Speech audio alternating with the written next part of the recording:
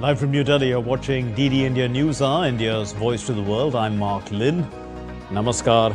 Coming up in the next hour. India responds to the proposed US H1B visa curbs, calls for balanced approach, citing industry concerns and humanitarian impact. Prime Minister Modi unveils projects worth 34,200 crore rupees in Bhavnagar, calls for self-reliance in all things from chips to ships. Estonia accuses Russia of airspace breach. NATO allies to meet for consultations amid rising Baltic tensions.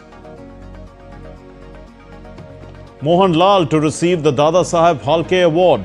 Prime Minister Modi hails him as a torchbearer of Malayalam cinema and an icon of versatility.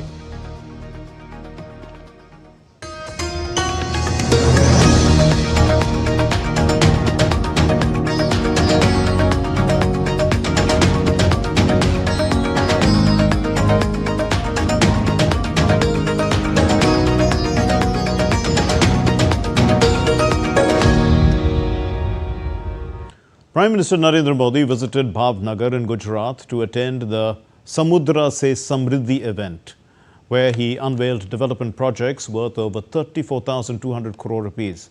A major focus was on boosting India's maritime sector, with key initiatives launched to strengthen shipbuilding and port infrastructure.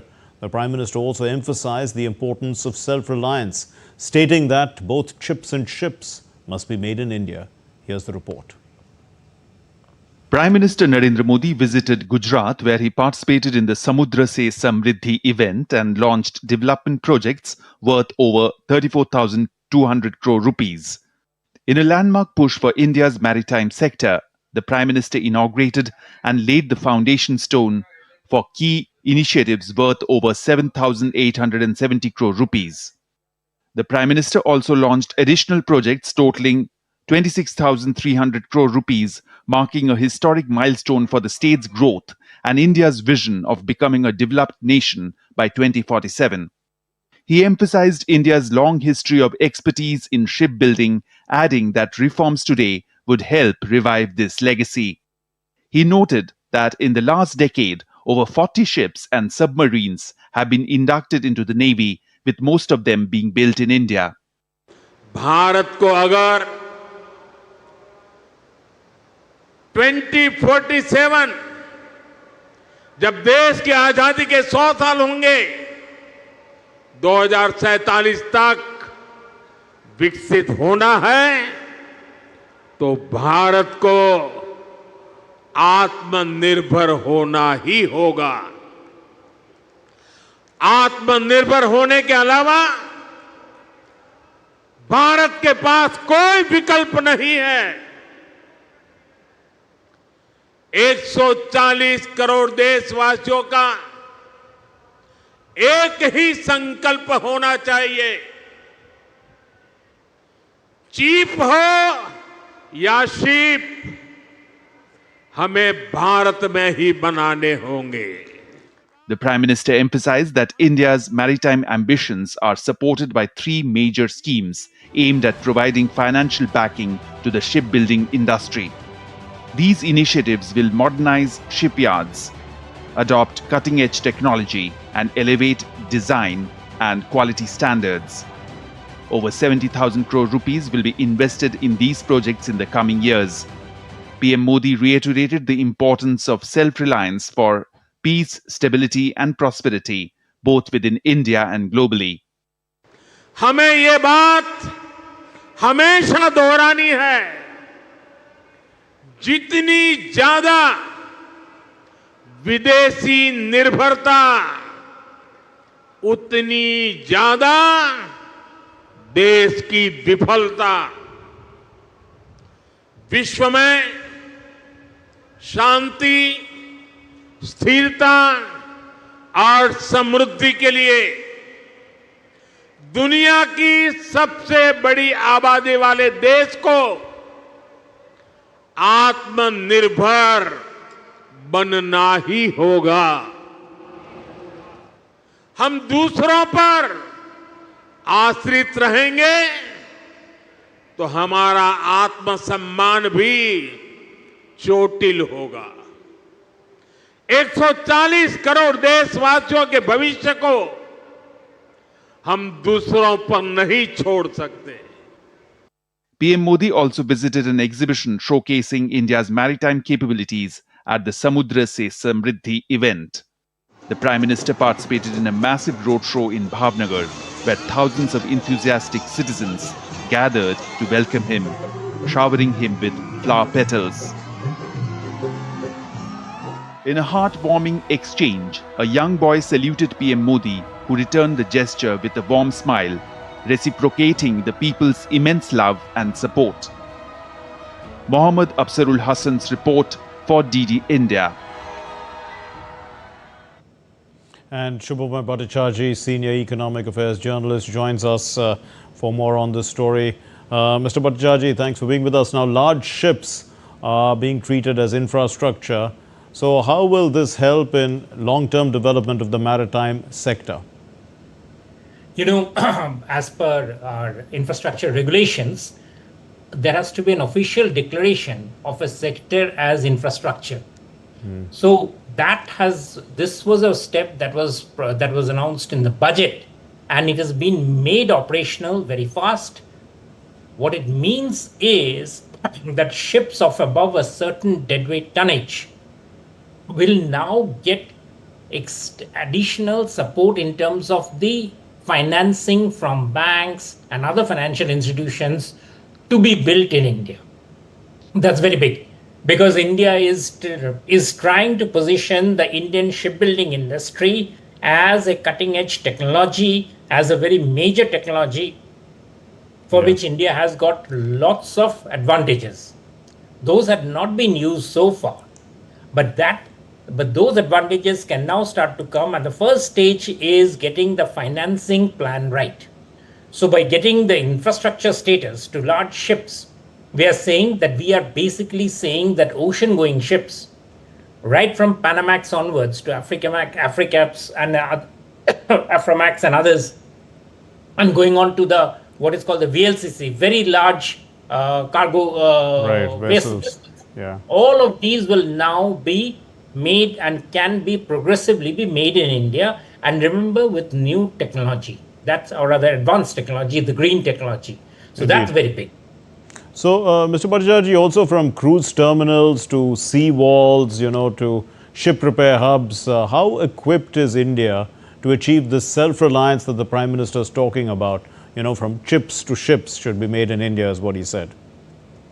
Absolutely. And the big thing about ships is that shipbuilding is a very labor employment intensive industry. Among many industries that we are now seeing becoming AI driven, you can be sure that the shipbuilding industry is one of the least affected. Why? Because it needs machinery at a large scale, but it also needs massive amount of labor. So anywhere where the shipbuilding industry expands, that produces a fantastic amount of employment opportunity. That's a very important point to remember. The second part is that these ships, because they have got enough amount of what is called backward linkages, they lead to very strong progressive industrialization in those areas. So shipyards have extremely beneficial impact on any area where they become the mother lode. And big ships, typically for India, the big advantage would be that these ships made in India would naturally be much cheaper, and they will create the benefits which the Indian economy so badly needs. Okay, yeah, indeed. So India is also, is India equipped to take on foreign shipping firms, because there's a lot of competition in the sector? I'm talking about commercial shipping. And what more needs to be done, to support this maritime sector from the commercial point of view? Yeah, in fact, as you said, in the earlier question also, you had referred to the cruise tourism at foreign shipping lines. So basically, the point is that you got to develop quality step by step, or you got to develop the capacity also step by step. So cruise tourism, surprisingly, India has actually started on a very powerful note Mumbai has become the Mumbai port. I'm not talking about JNPT, but the Mumbai port is becoming the first place where there's a lot of interest and a lot of work that's happening on cruise tourism. Cruise tourism has actually been looked at as a very interesting area again, with its with its combination of labor intensity, with its ability to create fast turnaround, and the fact that India can offer a lot in terms of the cruises. So there's a lot that can come, and that is what is being looked at by cruise tourism. The second part is about the Indian ships being able to compete globally, with both in terms of the manufacturing capacity as well as in terms of the competition with the foreign shipping lines.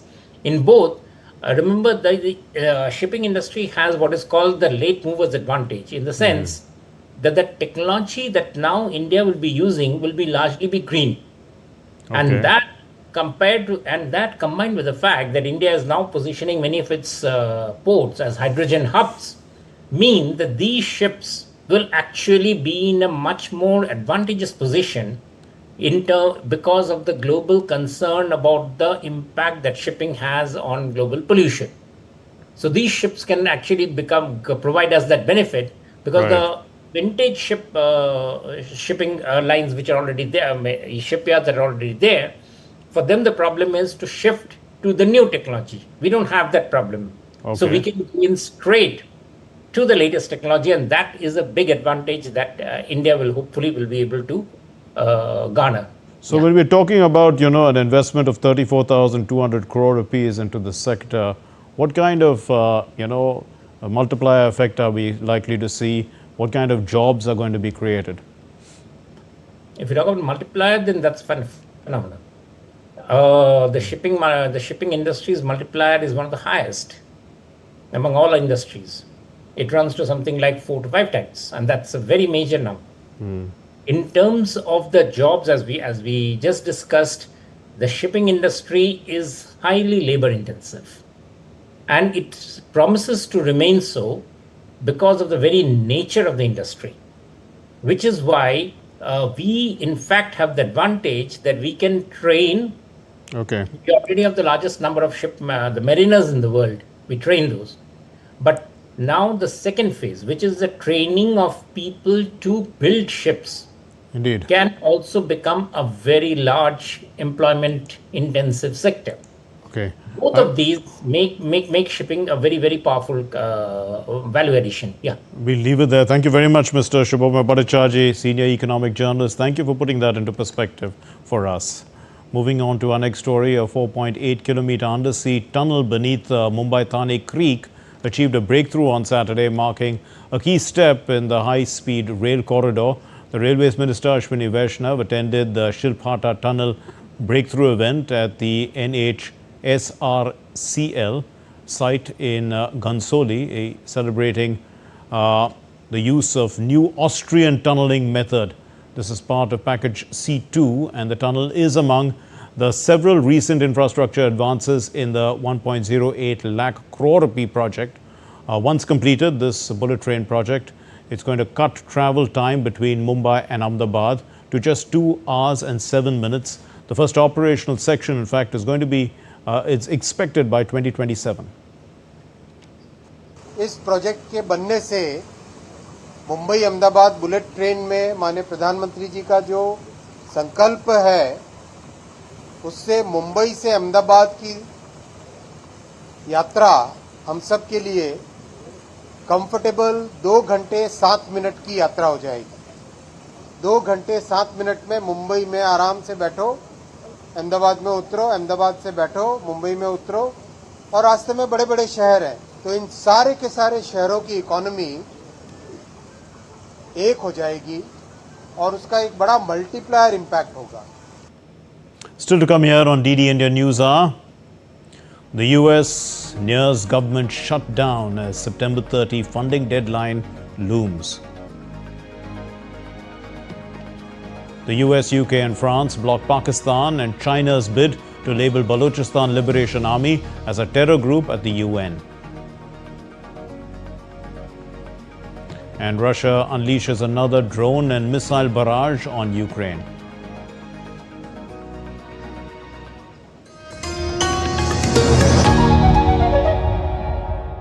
Jharkhand will mesmerize you with majestic nature, rich heritage and colorful culture. Johar. अरे it fits perfectly. Thank you.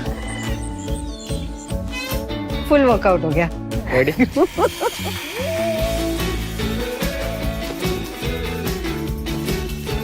Postcards from Jharkhand on National Geographic.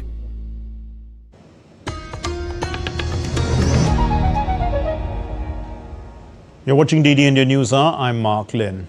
The Trump administration said on Friday that it would ask companies to pay $100,000 per year for H1B worker visas, and the new measure was announced alongside the introduction of a $1 million gold card residency program. Here's more.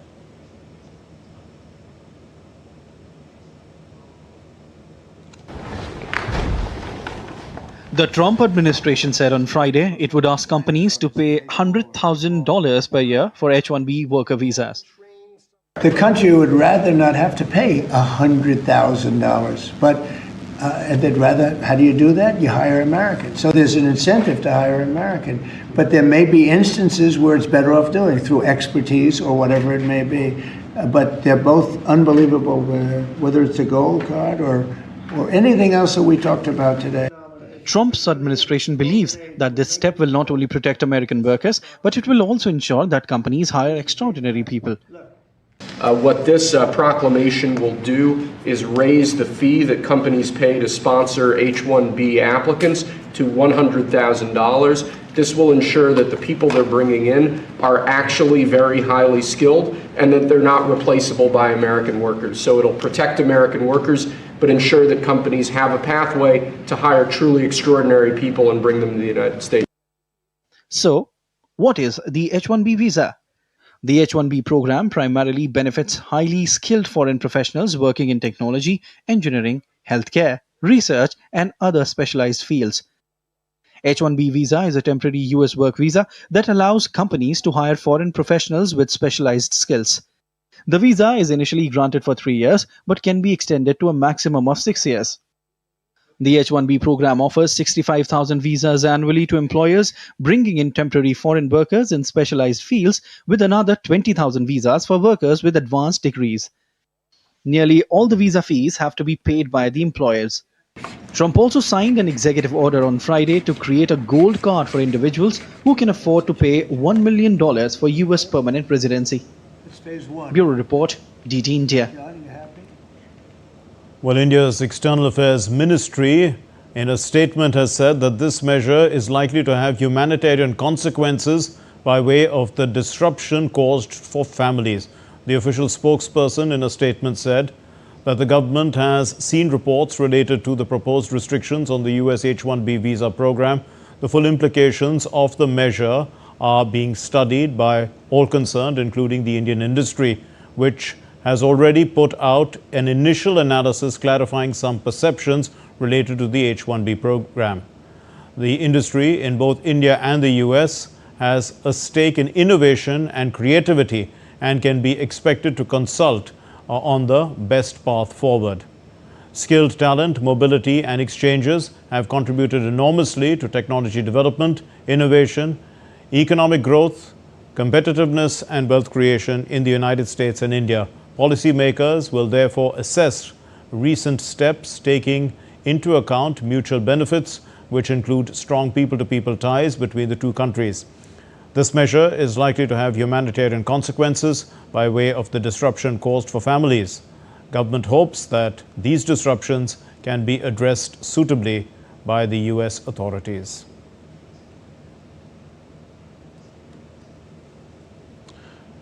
And Jessica Taneja, our correspondent, has been following the story closely and she joins us now for more. Jessica, explain the humanitarian impact referred to in the External Affairs Ministry's statement. Well, that refers to the deadline that the United States has now put on the H-1B visa holders either to return to the country, because a lot of employers in the United States are calling their employees back, saying that it would intend to get very difficult after exactly 12:01 a.m. 21st September Say, for example, company like Amazon, a report seemed to have suggested that Amazon has informed all its employees that they must not leave the country if they hold H1B visa. So that is just one aspect of it. But if you look at the Indians, and approximately 70 or more than 70% of the H1B visa holder are Indian. And if they are outside the country right now, it's nearly impossible for them to make it back according to that deadline, which is 21st September, 12:01 a.m. specifically. So understanding the kind of crisis moment many would be in at this point, especially families as well as students who've been employed just a short time ago, and their employers who would now be feeling very jittery in terms of the cost that has been hiked to now $100,000, which earlier used to range between $2,000 to $5,000, depends on the employability level, whether low-skilled worker or high-skilled or mid-level. So certainly creates a lot of sort of discrepancies and also difficulty for especially Indians and Indians working in tech sector to be affected by this a lot, Mark. Jessica, also, what are some of the concerns that the industry has about this proposed measure? What we're picking up right now is that industry, especially the tech companies, you look at Wipro, TCS, as well as Infosys, these companies would then struggle now because they have overseas offices in the United States, and they do send in thousands of their employees, to those offices. And that certainly now gets hampered with this additional, increase in the fees of the H1B visa. And then Trump and his administration, along with, you saw the Treasury Secretary Howard Lutnick, meet the press and tell them about the details. What is also concerning the industry here is the details and the finality of it, Mark, because even though this deadline has been set, there are a lot of different instructions being given to the Department of Homeland Security on how to implement these new measures. Now, this is not something new that Donald Trump has imposed. You'd recall in 2021, there was a similar rule that was introduced in H1B visa to limit low-level employees and to ensure that only highly skilled individuals are brought into the United States. But again, the kind of situation that is unfolding right now, it has created uncertainty even for the industry and the employers, and of course for students who've taken hefty loans, especially students who've been studying in US universities. So that makes it a lot more difficult, Mark. We leave it there. Thank you very much. Jessica Taneja joining us from New Delhi. Now, moving on to our next story, the US government, in fact, is racing towards a potential shutdown as lawmakers face an imminent September 30 deadline to approve funding for federal agencies. The shutdown it's going to halt non-essential government services, disrupting critical programs across the country. Adamya Mishra has the report. The threat of a government shutdown surged on Friday as the US Senate rejected a funding bill to keep federal agencies operating after September 30th. The lawmakers voted 44 to 48 to defeat the stopgap spending bill. If there were ever a sign that the Republicans wanted a shutdown, that's it. Now, our bill, of the two bills, our bill was the only bill on the floor that got a majority of those present and voting. The Republican-controlled U.S. House of Representatives had passed a stopgap government funding bill to avert a partial government shutdown beginning October 1st, sending it on to the Senate for approval. As Speaker of the House, it is my responsibility to lead the House of Representatives and to do what is right by the American people, and that's what we did today in two very important votes. The first was a common sense, very reasonable, nonpartisan effort to keep the government open. President Trump highlighted that his administration would continue to talk to Democrats after the Senate rejected the short-term funding bill. We have to remember, when you win the election, elections have consequences. So we'll continue to talk to the Democrats, but I think you could very well end up with a closed country for a period of time, and we'll take care of the military, we'll take care of Social Security, we'll take care of the things that we have to take care of. In the United States, government shutdowns occur when funding legislation required to finance the federal government is not enacted before the next fiscal year begins. Adamya Mishra's report for DD India. In a major setback for Pakistan and China, their attempt to have the Balochistan Liberation Army designated as a terrorist organization in the United Nations Security Council has failed. The United States, Britain and France on Friday placed a technical hold on the joint proposal by China and Pakistan, stating that there was not enough evidence to prove the BLA and its associated Majid Brigade had links with Al-Qaeda or ISIS. Pakistan and China had jointly demanded before the UNSC's 1267 Sanctions Committee that the BLA and its suicide unit, the Majid Brigade, be declared a terrorist organization. Russia on Saturday slammed the UN Security Council vote to reimpose economic sanctions on Iran over its nuclear program and warned of a risk of an escalation of tensions. The Russian Foreign Ministry said in a statement the Russian side has repeatedly pointed out the provocative and illegal nature of the actions of the European countries participating in the JCPOA. Britain, France and Germany were among the parties to a 2015 deal known as the Joint Comprehensive Plan of Action, the JCPOA, that gives Iran relief from UN sanctions in return for UN-monitored restrictions on its nuclear activities. Russia launched a massive drone and missile attack on Ukraine, killing 3 people and injuring dozens. In a statement on Telegram app, the Ukrainian President Volodymyr Zelensky, he claimed that the attack involved around 580 drones and 40 missiles targeting Ukraine's infrastructure, civilian production companies and residential areas in different regions across the country.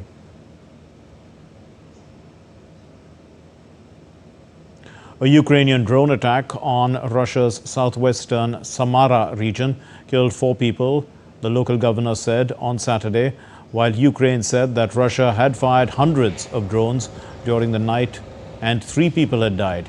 The attack was one of the deadliest Ukrainian retaliatory strikes on Russia. Ukraine said 3 people were killed in overnight attacks across the country. Russia said it had shot down or intercepted 149 Ukrainian drones overnight, including 15 over the Samara region, some 800 kilometers from the front line in Ukraine.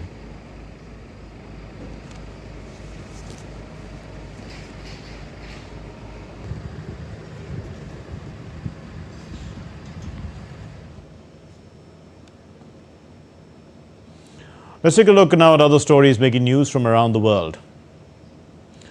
Vietnam's signature dish, com tam, known for broken rice, it's known as broken rice. It has been added to the menu at many Matsuya outlets in Japan after a successful trial. With 10 tons of Vietnamese fish sauce imported to ensure authenticity, the move marks a major step in bringing the cuisine to the global stage. French swimmers Matteo and Chloe Vitvoye, they are starting as the record-breaking Atlantic relay swim on September 1 from Cape Verde to Guadeloupe, covering 3,800 kilometers in shifts. They aim, in fact, to raise ocean conservation awareness and engage 63,000 students through their Ocean at School program.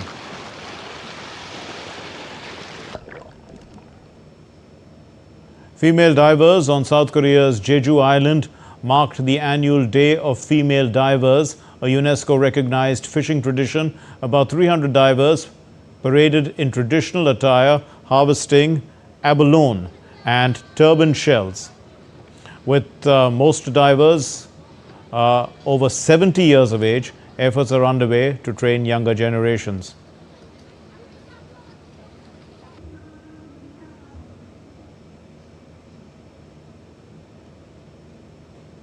The 190th Oktoberfest opened on Saturday in Munich with the traditional tapping of the first keg.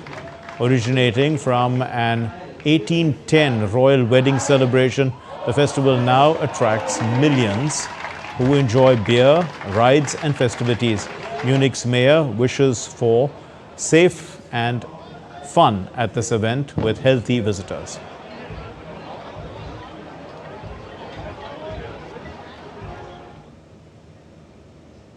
And still to come here on DD India Newshour, we'll get you an expert view on the developments between Russia and NATO.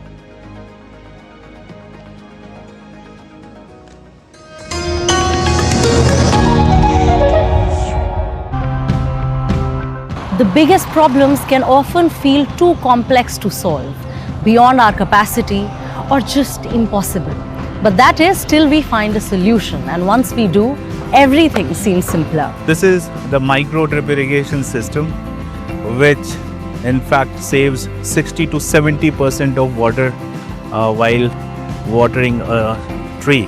We are looking for on the land today with the natural plants are around 1/3 of a ton of nickel per hectare. It is readily available. We can get it from the surrounding area, and the local farmers also benefit. If we use waste from their sugarcane crops, they get something out of it too. By helping hedgehogs, I make a small attempt to compensate for the injustice in this world.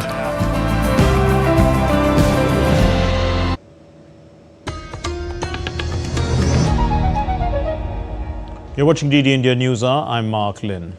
Estonia said that 3 Russian MiG-31 fighter jets entered its airspace for about 12 minutes. Russia's defense ministry issued a statement asserting that the flight was a scheduled redeployment. However, Estonia is the 3rd NATO country that has been provoked by these incursions, prompting Estonia, Poland and Romania to call for Article 4, that's NATO consultations. They are scheduled for next week. Let's look at this report. Russia is testing NATO's resolve. 3 MiG-31s violated Estonian airspace for 12 minutes. No flight plans, transponders off, no radio contact. NATO will meet next week to assess. Days earlier, Poland downed Russian drones. Romania reported similar breaches. Both invoked Article 4, triggering urgent NATO consultations over security threats. What happened on Wednesday was not an isolated incident. Russia's recklessness in the air along our eastern flank is increasing in frequency. We have seen drones violate our airspace in Romania, Estonia, Latvia and Lithuania. Whether intentional or not, it is dangerous and unacceptable.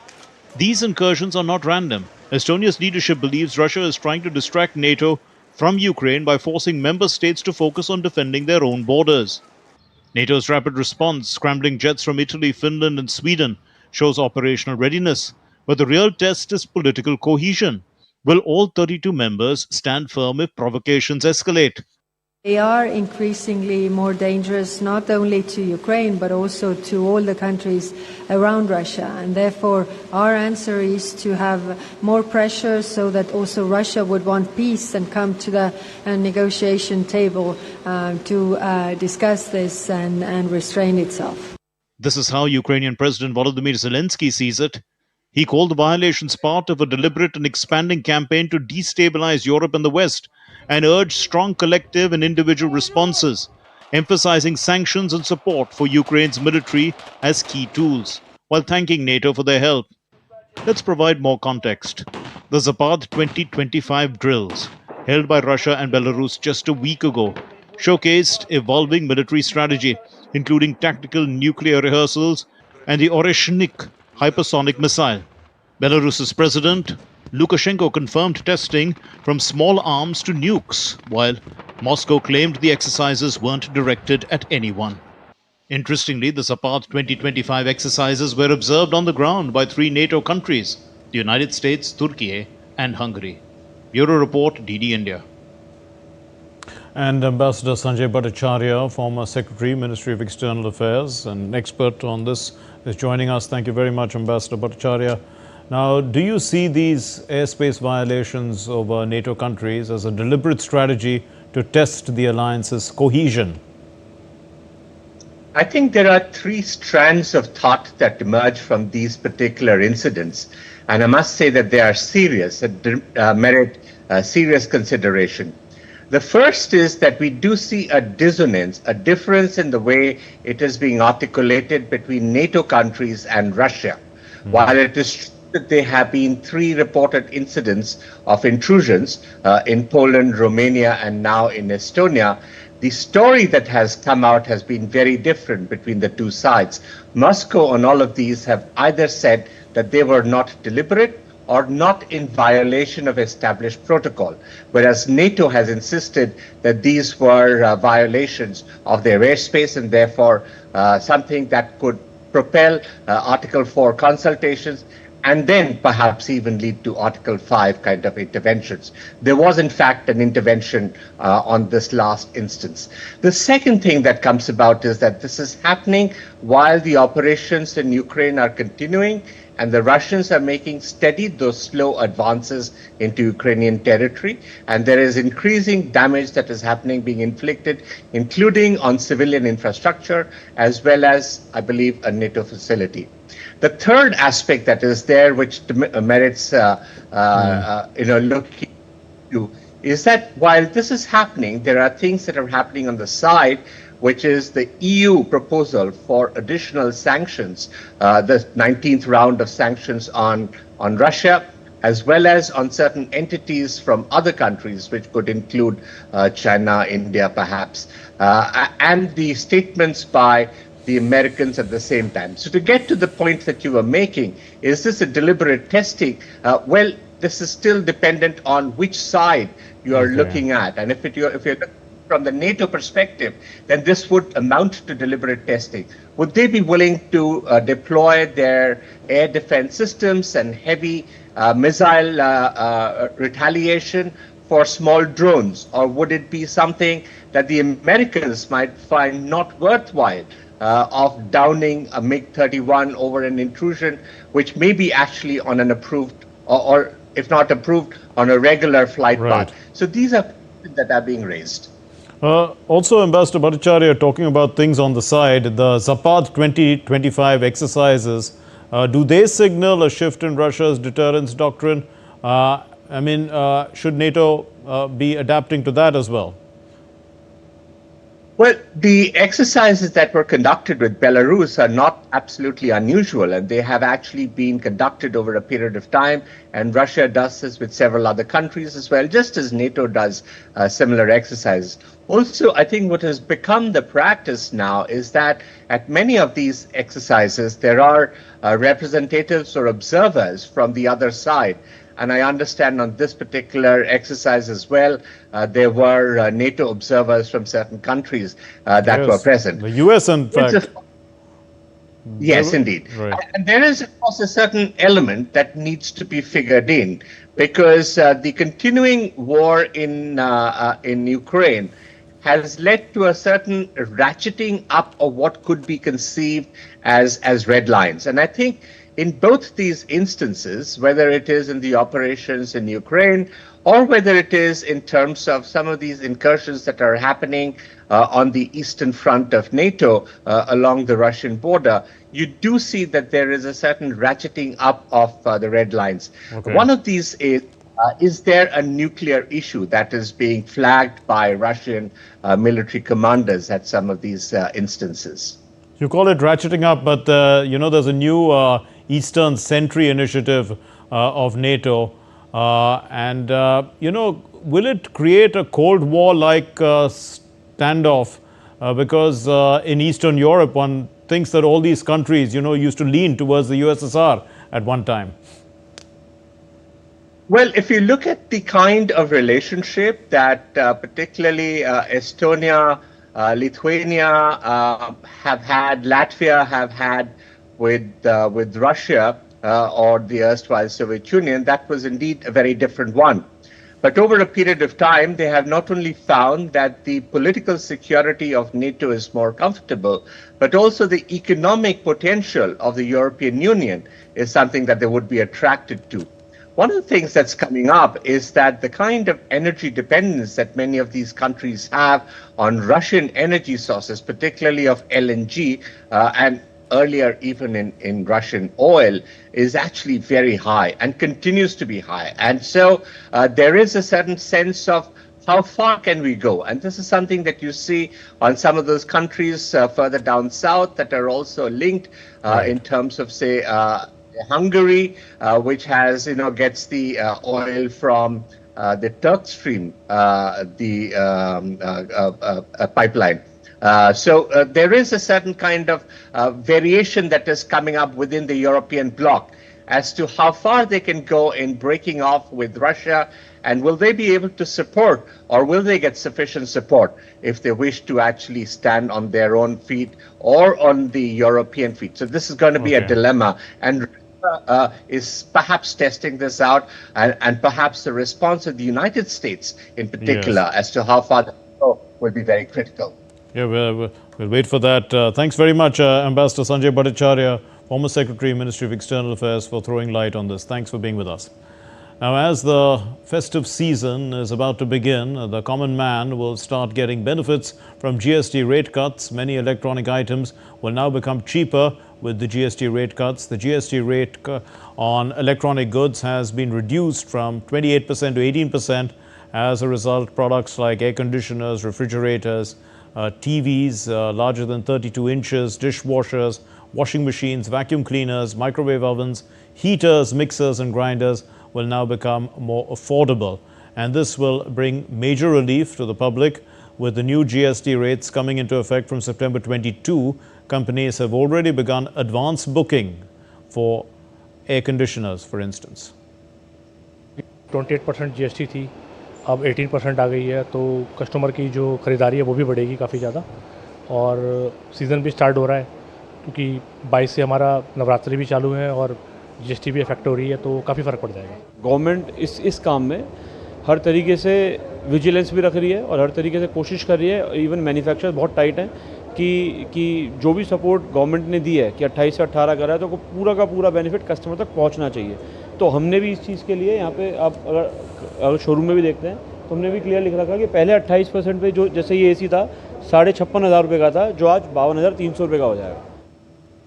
Well, the maiden edition of the bilateral maritime exercise between the Indian Navy and the Hellenic Navy concluded on the 18th of September 2025 in the Mediterranean Sea, marking an important milestone in the growing defence cooperation between India and Greece.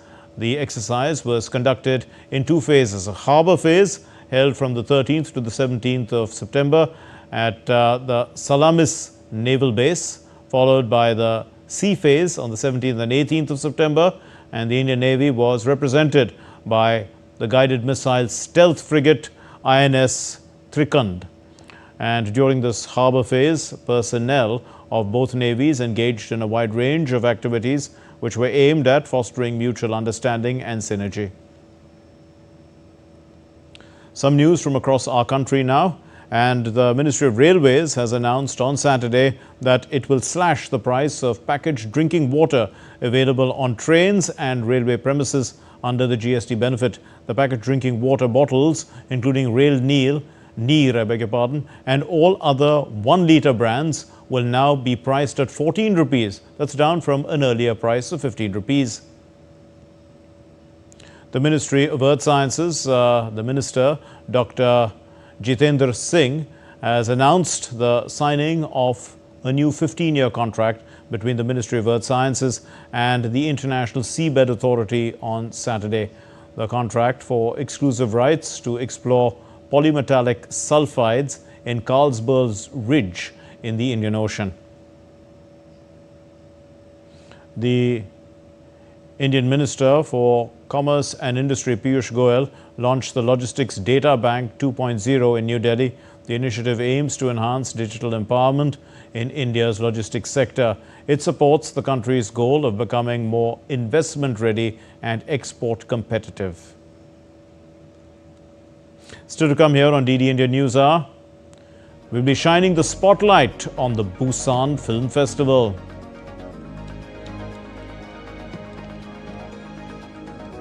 And India's Satvik Sairaj Ranki Reddy and Chirag Shetty have advanced to the final of the China Masters Super 750 tournament.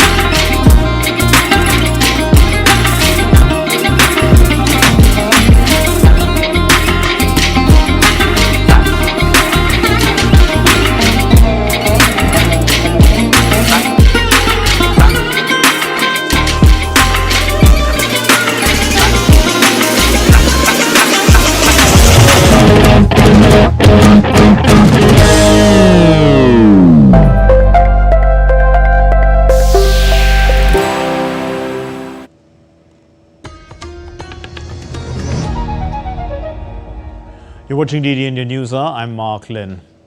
India's Minister of State for Information and Broadcasting and Parliamentary Affairs, Dr. L. Murugan, today released a book by Samir Kochar, the chairman of Scorch Group and Reforms historian.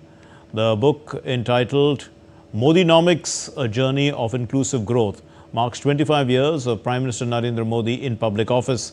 It's a definitive account of his governance and economics philosophy.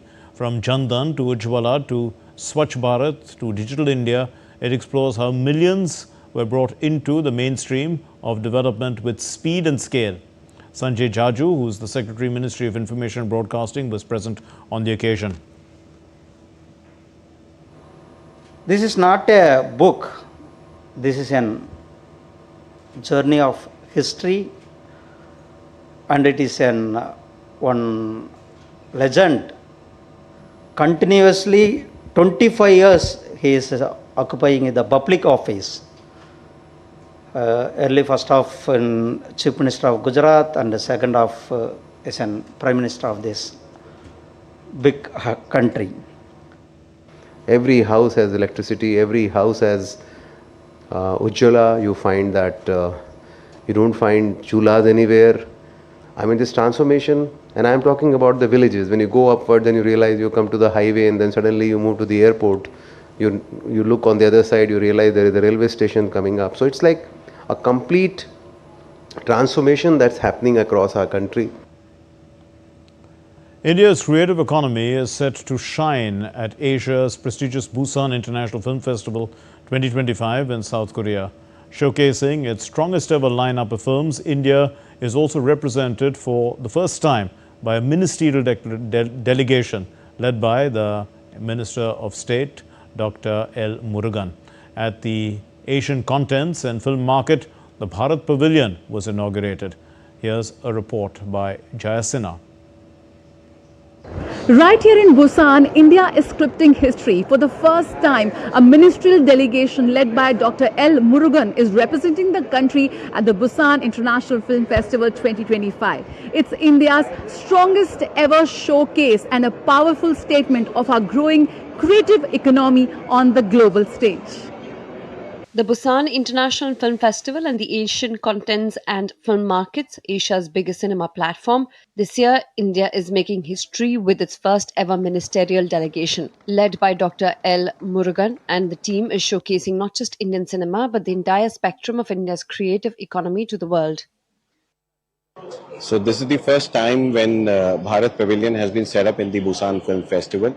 This is acknowledging the strong presence, ever strong presence of Indian filmmakers in Busan, which will become a place for networking hub for the filmmakers who have come from India and participating in this ACFM market of Busan Film Festival. This year we have set up two Bharat Pavilion. One is at the Busan International Film Festival, and this is a separate one which is in the Asian Content Film Market, which provides the opportunity for our filmmakers to collaborate with the Korean and other international filmmakers for working together. At the Asian Contents and Film Market, the Bharat Pavilion has been inaugurated with the theme India Creative Economy for the World. With global filmmakers converging in Busan, co-production opportunities with India are generating strong interest. I think India is one of the global players in this industry since many years already very well established, but as a movie industry worldwide is changing very fast, so I think there is a need of more cooperation to develop new contents. We can hear loud and clear that India is ready for international collaboration. Their presence here in Busan is absolutely validating that same strategy. We would like collaboration with India to flourish and grow. And we have been working with our partners at NFDC to stimulate that and to connect our filmmakers and see more production being done together. इस बार तो हमारे India की इतनी सारी फिल्में हैं, तो मेरे को तो पवेलियन में आके ऐसा लग रहा है कि मैं वापस इंडिया आ गया हूं, और मुझे इतनी खुशी हुई जब हम सारा अपने इंडिया के सब लोगों से मिलते हैं और इंडिया के पवेलियन में आते हैं, तो बहुत अच्छा लगता है। और इस बार इतनी सारी हमारी अच्छी डॉक्यूमेंट्रीज, शॉर्ट फिल्म्स और फिक्शन फिल्म्स बुसान में शो कर रही है। So it's a great feeling, बहुत अच्छा लग रहा है। 10 of India's finest films are being showcased this year, including Neela Madhapanda's Spying Stars, Sanju Surendran's If on a Winter Night. At the Asian Project Markup, 5 Indian projects are part of the official co-production lineup, including Soni Razdan's Difficult Daughters. India's presence at Busan is not just a festival participation. It's a celebration of India's soft power, cultural diplomacy, and its rising role as a hub of global creative partnerships. From Busan, this is Jayasana with camera person N.A. Shivakumar for DD India. The actor Mohanlal will receive the prestigious Dadasaheb Phalke Award for his exceptional contributions to Indian cinema. The legendary actor, director and producer is being honoured for his iconic contribution to Indian cinema. The award will be presented to him at the 71st National Film Awards ceremony on the 23rd of September 2025. Okay, let's take a look at Mohanlal's cinematic journey. Mohanlal Vishwanathan Nair is an acclaimed Indian actor, producer and playback singer, best known for his work in the Malayalam cinema sector. Widely referred to as the complete actor, he has appeared in over 360 films across a career which spans almost 5 decades, delivering landmark performances in films such as Kiridam, Bharatam, Vanaspratam, Drishyam and more. Mohanlal has won 5 National Film Awards and multiple Kerala State Film Awards, along with numerous other honours in India and abroad. In 1999, his film Vanaspratam was screened at the Cannes Film Festival, earning him international recognition. Prime Minister Narendra Modi congratulated the actor Mohanlal on being conferred with the Dadasaheb Phalke Award. The Prime Minister wrote on X, I'm quoting the Prime Minister, Shri Mohanlal ji epitomizes excellence and versatility with a rich body of work spanning decades. He stands as a leading light of Malayalam cinema theatre and is deeply passionate about the culture of Kerala.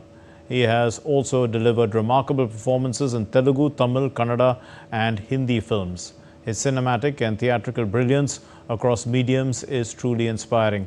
Congratulations to him on being conferred the Dadasaheb Phalke Award. May his accomplishments continue to inspire generations to come. Unquote.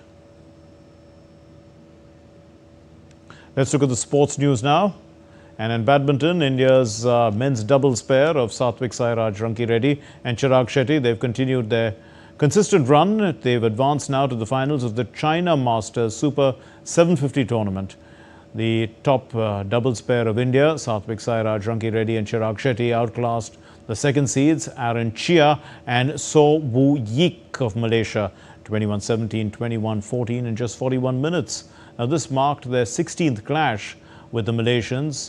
The Malaysians are leading the head-to-head, however, 11-5, but the Indians have won 2 of the last matches in a row, including their quarter-final triumph at last month's World Championships in Paris. The victory propels Satvik and Chirag into their second consecutive final on the BWF Tour. Some cricket news now, and Australia sealed the 3-match ODI series against India with a 43-run win at the Arun Jaitley Stadium in Delhi. Now the visitors rode on Beth Mooney's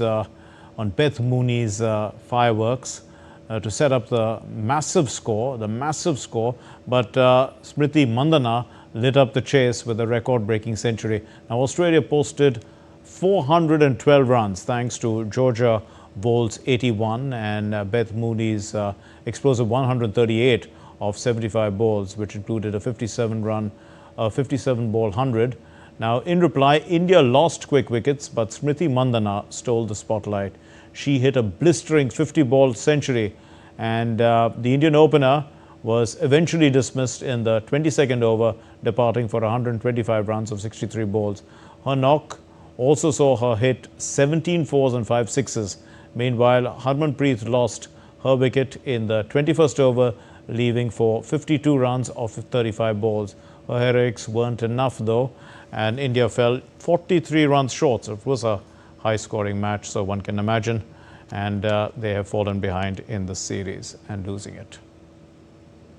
In a blockbuster game, the in-form Arsenal will be taking on Manchester City in the Premier League on Sunday. Arsenal is facing injury worries ahead of their big match. The captain Martin Odegaard and Bukayo Saka as well as Ben White will have last-minute fitness checks to see if they can play. Saka has been out of form since, in fact, he has been out of the team since last month with a hamstring injury, and Odegaard has been dealing with pain in his shoulder. Right now, in fact, Arsenal is second in the league, just behind Liverpool. Manchester City is the 8th place, and City also recently beat Manchester United and started their Champions League run with a win over Napoli. Well, that's all we have in this edition of DD India Newshour. Let's know your thoughts on the news of the day. And for those of you on the go, get the latest news and updates from India and across the world on the DD India mobile app, available on Android and iOS platforms. Scan the QR code and download it now. We'll be back with more news as it breaks here on DD India. I'm Mark Lynn from all of us here in Delhi. Thank you for watching DD India Newshour. Namaskar.